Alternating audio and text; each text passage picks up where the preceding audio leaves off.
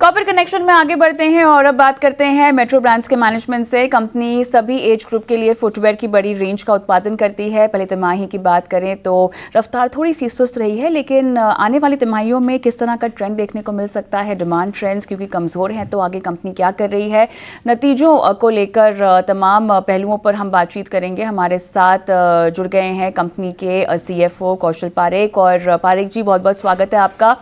तो चलिए, जिस तरह से रेवेन्यू ग्रोथ हमें थोड़ी सी उम्मीदों को चूकती हुई दिखाई दी है, अब क्या आपका आउटलुक है? Q2 में भी क्या हम इसी तरह की रेवेन्यू ग्रोथ दर्ज होती हुई देखेंगे? कंज्यूमर सेंटिमेंट जिस तरह का है, क्या वो बरकरार रहेगा? साथ ही अगर हम फॉर्मेट और सेगमेंट वाइज परफॉर्मेंस पूछना चाहें तो कहाँ पर किस तरह की परफॉर्मेंस रहेगी, ज़रा बताइएगा।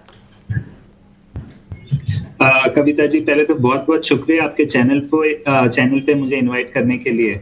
जैसे कि हम जानते हैं, Q1 एक इंडस्ट्री हेडविंड वाला क्वार्टर था बिकॉज ऑफ ये क्वार्टर में मैरिज डेट्स काफी कम थे, जिसकी वजह से सर्टेन कैटेगरीज जो हम ऑपरेट करते हैं, जो हमारे लिए स्ट्रांग है, वो उनके लिए थोड़ा ग्रोथ स्लाइटली चैलेंजिंग था।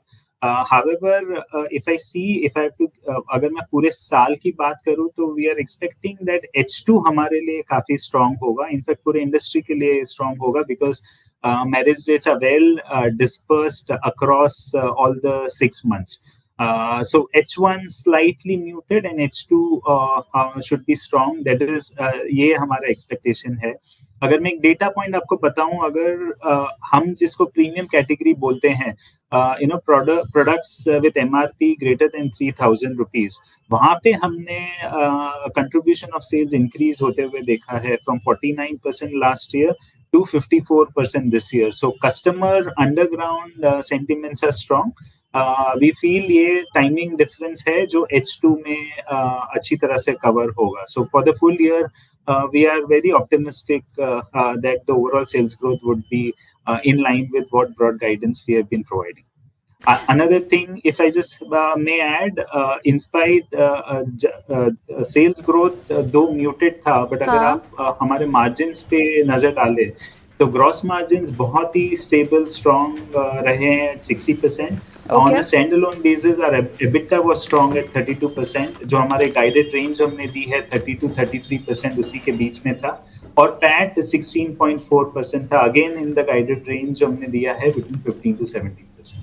ऑलराइट पारेख जी, यहाँ पर 15 स्टोर्स मेरे ख्याल से कंपनी ने ऐड किए हुए हैं, लेकिन अब जो गाइडेंस दी गई है 225 स्टोर तक पहुँचने की FY25 और FY26 में, इसको लेकर क्या आप अपनी योजना के मुताबिक ही आगे बढ़ रहे हैं?